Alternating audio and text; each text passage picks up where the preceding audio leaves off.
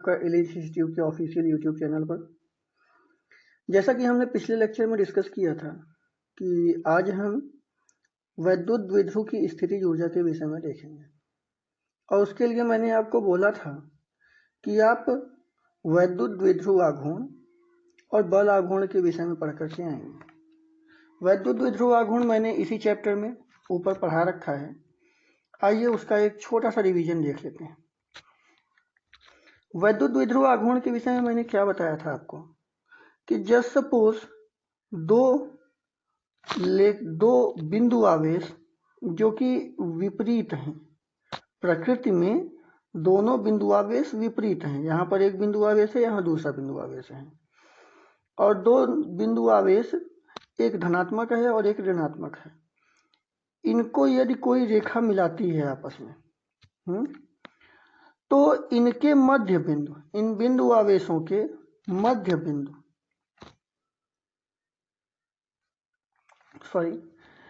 इन बिंदु आवेशों के मध्य बिंदु के से दोनों बिंदु आवेशों के बीच की दूरी अगर हम L और L मानते हैं तो इस तरह से बना हुआ निकाय वैद्युत द्विध्रुव आघूर्ण कहलाता है। यह वैद्युत द्विध्रुव आघूर्ण अपने मध्य बिंदु के परितः घूमने के लिए स्वतंत्र होता है। इतना हमने पहले देख लिया था। अब इस फिगर में आपको एक वैद्युत द्विध्रुव आघूर्ण दिख रहा है। जरा आप ध्यान से देखिए तो यहाँ पर एक धनात्मक Q आवेश है और यहाँ पर ऋणात्मक Q आवेश है। इनके बीच की दूरी 2L है। ठीक, हमने क्या किया, इस द्विध्रुव आघूर्ण को थीटा कोण पर, जरा ये देखिए, थीटा कोण पर हमने घुमा दिया। अब आपको पता है कि जब किसी द्विध्रुव आघूर्ण को, किसी भी पिंड को यदि हम थीटा कोण पर घुमाते हैं तो घुमाने पर हमें दो कंपोनेंट मिलते हैं, दो अवशेष मिलते हैं। एक होता है इसका हॉरिजेंटल कंपोनेंट और एक होता है इसका वर्टिकल कंपोनेंट। एक होता है क्षैतिज अवशेष और एक होता है ऊर्ध्वाधर अवशेष। जो क्षैतिज अवशेष होता है वो हो जाएगा Q साइन थीटा, क्षैतिज अवशेष हो जाएगा Q साइन थीटा, और ऊर्ध्वाधर अवशेष हो जाएगा, यहाँ पर देखिए, Q कॉस थीटा। हमें यहाँ पर क्षैतिज अवशेष से लेना देना नहीं है। क्यों? क्योंकि इस द्विध्रुव आघूर्ण पर या तो ऊपर की ओर बल लगेगा या तो नीचे की ओर बल लगेगा, लेकिन दाएं और बाएं बल नहीं लगेंगे, ये बल नहीं लगेंगे। इसलिए हमें क्षैतिज अवशेष से कोई लेना देना नहीं है। हमें यहाँ पर चाहिए ऊर्ध्वाधर अवशेष, यानी कि हमको चाहिए Q कॉस थीटा। तो यहाँ पर ऋणात्मक Q कॉस थीटा और यहाँ पर धनात्मक Q कॉस थीटा हमको मिल जाएगा। इतने में कोई दिक्कत? अब अगर हम देखते हैं तो बल आघूर्ण टाउ इज इक्वल टू होता है F इंटू डी। बल आघूर्ण टाउ इज इक्वल टू होता है F इंटू डी। तो यहाँ पर जो स्थितिज ऊर्जा है, स्थितिज ऊर्जा किसके बराबर होगा? जो बल लगेगा। यहाँ पर कैसा बल लग रहा है? यहाँ पर बल आघूर्ण काम कर रहा है। तो बल आघूर्ण टाउ और बल आघूर्ण के साथ, बल के साथ कार्य बराबर क्या होता है? बल गुणे विस्थापन। कार्य बराबर होता है बल गुणे विस्थापन। तो बल कितना लग रहा है? टाउ, और विस्थापन कितना हो रहा है? जरा ऊपर देखिए, ये देखिएगा, थीटा कोण पर विस्थापन हो रहा है। देखिए यहाँ पर थीटा कोण पर विस्थापन हो रहा है। तो बल हो जाएगा टाउ और कोण हो जाएगा आपका थीटा, इसलिए कार्य हो जाएगा टाउ इंटू डी थीटा। इतने में कोई समस्या आई थिंक होनी नहीं चाहिए। तो यहाँ से आपको मिल गया कि यहाँ पर टोटल कितना कार्य हो रहा है, लेकिन ये एक बिंदु का कार्य है। हमें संपूर्ण कार्य अगर निकालना है तो हम क्या करेंगे? इसका समाकलन कर देंगे। जैसा कि आप यहाँ पर देख रहे हैं कि इसका समाकलन किया जा रहा है। क्यों? क्योंकि हमें संपूर्ण बिंदु पर कार्य निकालना है। तो संपूर्ण स्थितिज ऊर्जा U बराबर क्या हो जाएगा? Integration of tau into D theta. कितने में कोई समस्या? अब अगर आपने वैद्युत द्विध्रुव आघूर्ण पढ़ा है तो वहां पर मैंने आपको बता रखा है कि टाउ बराबर होता है P इंटू ई साइन थीटा, ठीक। और जहां पर एक बात और बताऊं, P बराबर हमने क्या बताया था, Q इंटू 2L। ये तो हम पीछे पढ़ चुके हैं, टाउ बराबर P इंटू ई साइन थीटा और P बराबर Q इंटू 2L। तो यहाँ पर इसी का हम यूज करते हैं। तो ये टाउ की जगह पर, इस टाउ की जगह पर हम क्या रखते हैं, P इंटू ई साइन थीटा डी थीटा। अब मैंने आपको बता रखा है कि कभी भी किसी भी कांस्टेंट टर्म का इंटीग्रेशन नहीं होता है। अब आगे अगर हम इंटीग्रेशन करना भी चाहेंगे तो ये P इंटू ई का इंटीग्रेशन नहीं होगा। इंटीग्रेशन किसका होगा, साइन थीटा का इंटीग्रेशन होगा। आइए देखते हैं नीचे, यहाँ पर आप देखिए, जब आप इंटीग्रेशन करोगे तो ये P इंटू ई का इंटीग्रेशन नहीं होगा। P इंटू ई तो आपका बाहर आ जाएगा, साइन थीटा का इंटीग्रेशन होगा। साइन थीटा का इंटीग्रेशन होकर क्या बन जाएगा बंधु, माइनस कॉस थीटा। अब बात आती है कि इंटीग्रेशन कहाँ से कहाँ तक किया जाए, लिमिट देना होता है। तो यहाँ पर हमने π/2 से लेकर थीटा तक की लिमिट दे रखी है। π/2 से थीटा तक, π/2 से थीटा तक। तो minus cos theta plus cos π/2, कोई दिक्कत। अब आपको पता है cos π/2 मतलब समझते हो, पाई की वैल्यू कितनी होती है, 180। तो यहाँ पर क्या लिखा हुआ है, cos 180 अपॉन 2 से इसको डिवाइड करो, क्या आ जाएगा 90, cos 90। और cos 90 की वैल्यू क्या होती है, cos 90 की वैल्यू 0। तो यहाँ पर इसकी वैल्यू तो 0 हो गई, ये इसके साथ ऐड होगा तो कोई फर्क पड़ेगा नहीं। फिर इस वजह से यहाँ पर स्थितिज ऊर्जा क्या हो जाएगा, U बराबर minus P into E cos theta. ये जो कॉस थीटा है, ये कॉस थीटा हमारा डायरेक्शन शो करता है। हालांकि U बराबर होगा माइनस P इंटू ई, लेकिन डायरेक्शन दिखाने के लिए हम कॉस थीटा का भी यूज करेंगे। अब जरा सोचो, अगर थीटा 0 के बराबर होगा तो क्या होगा। थीटा यदि 0 के बराबर होगा तो U बराबर माइनस P इंटू ई हो जाएगा। थीटा 0 के बराबर होगा तो U बराबर माइनस P इंटू ई हो जाएगा। उसी तरह से अगर थीटा 90 के बराबर होगा, भाई चलिए इसको थोड़ा सा एलोबरेट कर देते हैं आपको।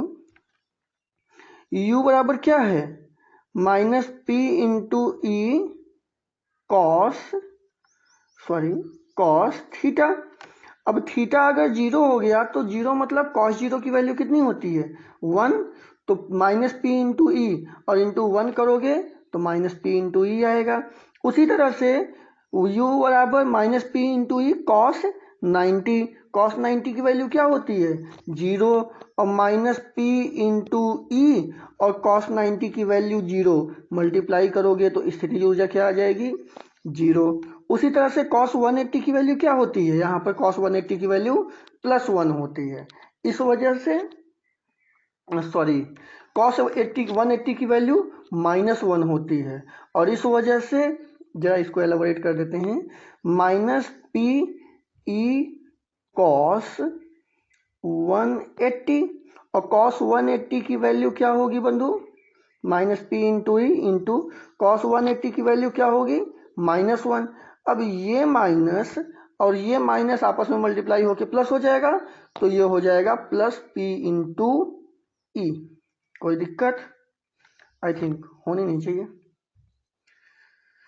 तो ये था आपका वैद्युत स्थितिज ऊर्जा, वो भी कहाँ पर, वैद्युत द्विध्रुव आघूर्ण के भीतर। आगे हम देखते हैं चालक स्थिर वैद्युत की। एक बात बताइए भाई, चालक क्या होता है, चालक के अंदर हमें स्थिर वैद्युत की देखना है तो चालक क्या होता है। चालक मीन्स जिसके भीतर से वैद्युत ऊर्जा का प्रवाह हो सके उसे चालक कहेंगे। जिस भी पदार्थ के भीतर से वैद्युत ऊर्जा का प्रवाह, वैद्युत आवेश का प्रवाह हो सके उसे हम चालक कहते हैं। जैसे कि लगभग सभी की सभी धातुएं आपकी चालक ही होती हैं, जैसे तांबा, लोहा, एल्युमिनियम, मरकरी। तो ये सभी चीज़ें आपकी चालक की सीरीज में आती हैं। यहाँ एक बहुत ही अच्छा पॉइंट है, ध्यान रखिएगा, क्या कि चांदी सबसे अच्छा चालक होता है। चांदी विद्युत का सबसे अच्छा चालक होता है। ठीक बंधु, आइए आगे देखते हैं। तो चालक के भीतर अब वैद्युत क्षेत्र के विषय में बात किया जा रहा है। इसके पहले आपको मैं एक बहुत ही अच्छा पॉइंट आपको समझा दूं। यह देखिएगा, मान लीजिए कि कोई गोलीय कोश है, गोलीय कोश, ये गोलीय कोश अंदर से खोखला है, खोखला गोलीय कोश। ये क्या है बंधु? खोखला, जस्ट अ सेकेंड, खोखला गोलीय कोश। अब इस खोखले गोलीय कोश के भीतर, इस खोखले गोलीय कोश के भीतर अगर हम यहाँ पर कोई आवेश प्रवाहित कराते हैं, मान लीजिए कि हम धन आवेश प्रवाहित कराते हैं, तो खोखले गोलीय कोश के ऊपर जब धन आवेश प्रवाहित कराएंगे तो ये इस खोखले गोलीय कोश की सतह पर समान रूप से वितरित हो जाएगा। लेकिन खोखले गोलीय कोश के भीतर ये आवेश नहीं आएगा। इसके अलावा एक बहुत बढ़िया प्रॉपर्टी ये भी समझिएगा कि भाई यहाँ पर अगर आवेश है, ये खोखले गोलीय कोश के ऊपर के आवेश हैं, तो इनका कुछ न कुछ वैद्युत क्षेत्र होगा, और ये वैद्युत क्षेत्र खोखले गोलीय कोश के बाहर ही होगा। खोखले गोलीय कोश के भीतर वैद्युत क्षेत्र नहीं होगा। सारा का सारा वैद्युत क्षेत्र कहाँ पर होगा? खोखले गोलीय कोश के बाहर के डायरेक्शन में होगा। इसके अलावा वैद्युत बल रेखाएं, भाई खोखला गोलीय कोश है तो इनकी वैद्युत बल रेखाएं भी होंगी। ये वैद्युत बल रेखाएं सदैव खोखले गोलीय कोश से उसकी त्रिज्या के बाहर, उसकी त्रिज्या से बाहर की ओर अथवा अंदर की ओर, बाहर की ओर दोनों हो सकता है, बाहर की ओर अथवा अंदर की ओर आएंगी। वैद्युत बल रेखाएं बाहर की ओर अथवा अंदर की ओर आ सकती हैं। ठीक है ना? यहाँ पर इसी के विषय में बात हो रही है, इसे आप देख लीजिएगा। और बाकी जरा यहाँ पर देखते हैं हम, स्थैतिक अवस्था में किसी चालक के अंदर अगर कोई अतिरिक्त आवेश उपस्थित नहीं रह जाता है तो इस स्थिति में देखिए, चालक का कोई अगर अतिरिक्त आवेश नहीं है तो उस चालक की कुछ न कुछ वैद्युत क्षेत्र की तीव्रता होगी, और ये वैद्युत क्षेत्र की तीव्रता E बराबर हो जाएगा आपका, भाई आपने पढ़ रखा है, E बराबर Q upon sigma Q upon E naught. अब इसका हम इंटीग्रेशन, भाई ये तो आपका एक छोटे बिंदु पर है, अगर हम संपूर्ण बिंदु पर लेंगे तो इसके लिए हमें इसका इंटीग्रेशन करना पड़ेगा। तो integration of E is equal to sigma E upon Q upon E naught. अब E की वैल्यू यहाँ पर क्या हो जाएगी? 0। क्यों? क्योंकि मैंने आपको बता रखा है खोखले गोलीय कोश के भीतर वैद्युत आवेश, वैद्युत क्षेत्र की तीव्रता या फिर वैद्युत आवेश नहीं होता है। सारा सारा वैद्युत आवेश कहाँ पर होता है? खोखले गोलीय कोश के सतह पर होता है। ठीक, फिर यहाँ पर विभवांतर के विषय में बताया जा रहा है। खोखले गोलीय कोश की वैद्युत विभव क्या होगा, ये इसका फॉर्मूला है, आप देख लीजिएगा, 1/4πε0 Q अपॉन R, पहले ही हम सब देख चुके हैं। ठीक, इसके अलावा गोलीय कोश की वैद्युत विभव को यहाँ पर थोड़ा और डिराइव किया गया है। सेम वही चीजें हैं, जरा आप यहाँ पर देखिएगा, यहाँ पर हमने K क्यों यूज किया है? K इज इक्वल टू यहाँ पर है, K इज इक्वल टू यहाँ पर है 1/4πε0। तो इज इक्वल टू क्या हो जाएगा? 1/4πε0, जिसको हमने K मान लिया, Q अपॉन R स्क्वायर। हमें संपूर्ण वैद्युत विभव चाहिए तो हमने इसका इंटीग्रेशन कर दिया। इंटीग्रेशन कहाँ से कहाँ तक? थीटा से आर तक। ठीक, थीटा से आर तक का हमने इंटीग्रेशन कर दिया। तो ये क्या आ गया हमारा k into q 1/r minus 1/थीटा। तो टोटल विभव क्या आ जाएगा हमारा, टोटल विभव क्या आ जाएगा हमारा, v बराबर k into Q upon R. कोई समस्या? उसी तरह से जैसे हमने यहाँ पर पृष्ठ के बाहर, ये जो यहाँ पर जो वैद्युत विभव निकाला है ये पृष्ठ के बाहर है। यहाँ पर जो वैद्युत विभव निकाल रहा हूँ वो पृष्ठ के ऊपर है। देखिए यहाँ पर लिखा हुआ है ना, ये पृष्ठ के बाहर, ये पृष्ठ के ऊपर और ये पृष्ठ के अंदर। देखिए गोलीय कोश है, गोलीय कोश के बाहर वैद्युत विभव क्या होगा, गोलीय कोश के ऊपर वैद्युत विभव क्या होगा, और गोलीय कोश के अंदर वैद्युत विभव क्या होगा। तो गोलीय कोश के बाहर हमने ये निकाल दिया, गोलीय कोश के ऊपर हमने ये निकालेंगे और फिर गोलीय कोश के अंदर निकालेंगे। गोलीय कोश के बाहर क्या, के ऊपर क्या हो जाएगा, E बराबर सिग्मा अपॉन एप्सिलॉन नॉट। फिर उसके बाद वापस वही हम इसका इंटीग्रेशन कर देंगे, के बाहर निकाल देंगे तो V बराबर हो जाएगा k into Q upon R. और गोलीय कोश के अंदर, गोलीय कोश के अंदर आपका वापस सेम वही प्रोसेस करेंगे, V बराबर E इंटू डी थीटा, जहाँ पर हम थीटा का इंटीग्रेशन कर देंगे थीटा से r तक, और आपका फाइनली आंसर आ जाएगा V बराबर k into Q upon R. ध्यान रखिएगा वैद्युत क्षेत्र की तीव्रता सभी केसेस में, सारे के सारे केसेस में वैद्युत क्षेत्र की तीव्रता E बराबर हो जाएगा सिग्मा अपॉन एप्सिलॉन नॉट।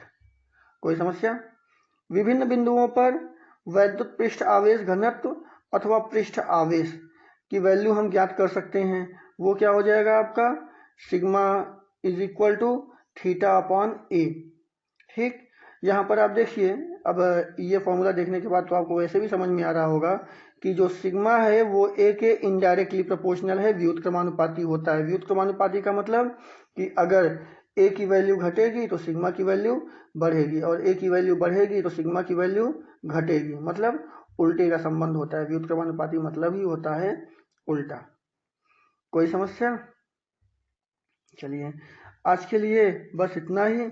आगे हम सब देखेंगे अपने नेक्स्ट वीडियो में स्थिर वैद्युत परीक्षण। तब तक के लिए आप इतना रिवाइज करके रखिएगा, अच्छे से तैयार करके रखिएगा। ओके, और घर पर रहिएगा, सुरक्षित रहिएगा। Have a nice time, good day.